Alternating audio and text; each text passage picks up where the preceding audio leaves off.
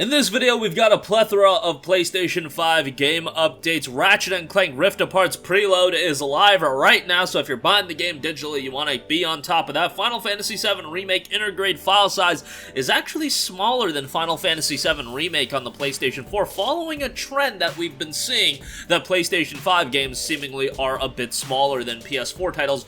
Star Wars Jedi Fallen Order PlayStation 5 version's release date has been listed by a retailer, and we got an update on E3 2021 that's actually a little bit disappointing, so we'll talk that at the end of this video. But first, yes, my most anticipated game of this year so far, Ratchet & Clank Rift Apart. The preload is available to download right now on the PlayStation 5. The game is roughly 39 to 40 gigabytes, as that was what was listed on the PlayStation servers. However, if you download the game, the preload, it's actually clocking in at 33.6 gigabytes right now, but that doesn't account for any launch day updates or anything like that. But it would be pretty surprising if a launch day update, or any updates really in the near future, make it clock over 39 gigabytes. So, a roughly pretty small game, honestly, all things considered, for a PlayStation 5 title. 35 gigabytes, let's peg it around 35 gigabytes. That's nothing at all, to be perfectly honest, and hopefully that is a trend that we continue to see out of games, that they are relatively small. I mean, we'll talk about FF7 Remake Intergrade in a second. While it is smaller than the PS4 version, it's not that small, and,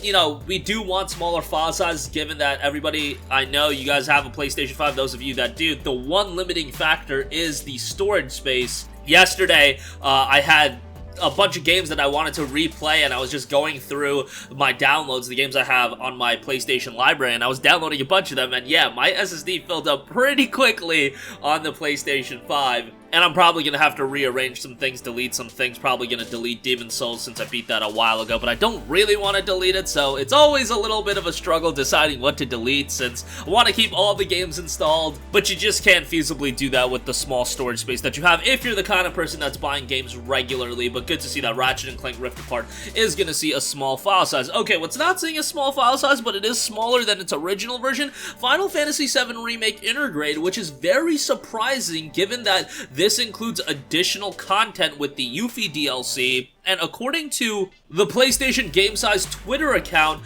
Final Fantasy VII Remake Intergrade will be just around 81 gigabytes, which is a bit smaller than the initial PlayStation 4 version, which was a roughly 86 to 87 gigabytes, so a couple of gigabytes smaller, but you also have to account for the fact that we have new DLC content and it's an upgraded version of the game, so the fact that it is smaller, that is painting a positive picture. Still, 81 gigabytes is going to be a massive install, and given that we do have a limited amount of storage space, it's a bummer, but hey, them's the breaks. We gotta make room for that Final Fantasy VII Remake. I know a lot of people that are just transferring their save over and probably just jumping right into the intermission DLC.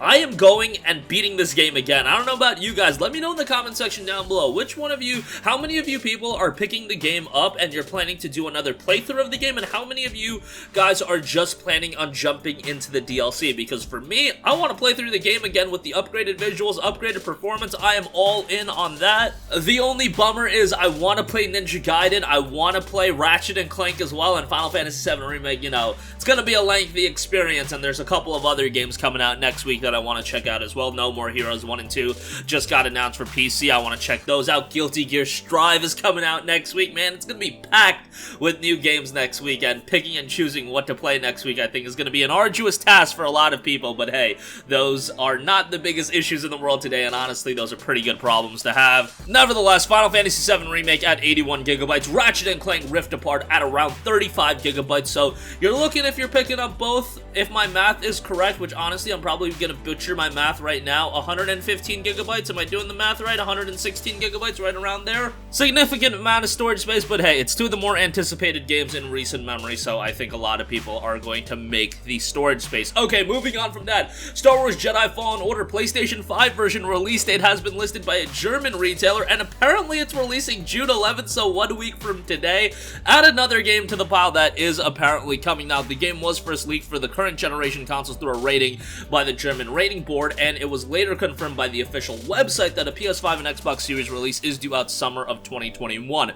This would actually be ahead of that summer 21 window, but nevertheless, I think Star Wars Jedi Fallen Order I thought was a pretty good game. I had my issues with it, like I thought the map was absolutely atrocious. Some people weren't a big fan of the main character, but overall I thought the game was pretty darn good, and it'll be nice to be able to play it on the PlayStation 5. Not one that I am particularly jumping out of my seat to replay against to actually beat it twice, but maybe sometime down the line I will jump back into it, see how it does on the PlayStation 5, and go from there, because I thought the game was pretty good, and if you do see it discounted, you know, around $15 to $20 at this point, I think it's a good pickup at that price point. I mean, initially, even when it came out, I thought it was good for what it was, and then now, given that it is getting very, very cheap, and they've added quite a bit of content to it as well, I think a $15 to $20 on the game would be pretty good as a budget pickup. So hopefully this upgrade is out next week, and hopefully we see a plethora of upgrades. 60 frames per second, higher resolutions, better visuals, all that good stuff. Lastly, some bummer of information. Metro, Saints Row, Time Splitters, and Dead Island won't be at E3 2021 or the Summer Game Fest. This was officially confirmed through Deep Silver's Twitter account, noting our parent company, Koch Media, is making an announcement as a part of Summer Game Fest on June 11th. To give you a heads up, you won't see Dead Island, Saints Row, Metro, or Time Splitters there, or any other E3 2021 event. We'll let you know when we have news to share. To tune into Koch Media event, head to weknowsomethingyoudon'tknow.com. It will start at 9 p.m. CEST, 12 p.m. PDT. We can't wait to see everyone's reaction to their news. So hopefully they have something up their sleeves, because those were some of the major titles that people did want to see. Would be really interesting to know what the process on Dead Island 2 is right now. Like, how is that game progressing? Because we haven't heard about it in a long time, seeing some significant information about that game. It's been quite a while. I know a lot of people do want to see a Saints Row 5. I know a lot of people want to see a new Metro, because, man, time flies really fast. Metro Exodus came out 2 years ago, apparently. Over 2 years ago. Yeah, didn't it come out like March or April of 2019? Man, it's been...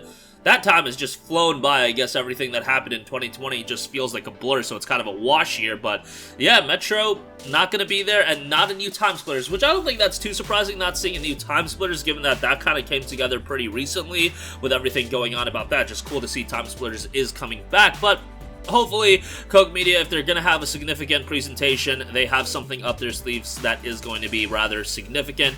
Remains to be seen, since those are pretty big IPs to eliminate right out the gate.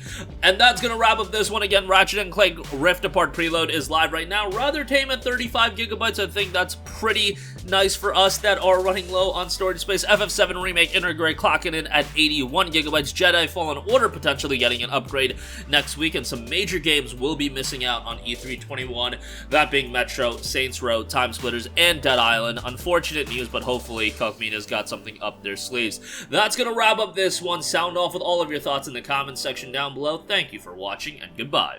Hey guys, we hope you enjoyed the video, and if you did, make sure to hit the subscribe button, and if you're already subscribed, do us a favor and hit the bell icon. This way you'll be notified whenever we post a new video. That's the best way to keep up with all of our uploads, and we usually try to upload 2 videos a day. And with the bell icon hit, you'll be notified whenever we do upload a video. As always, thanks for watching.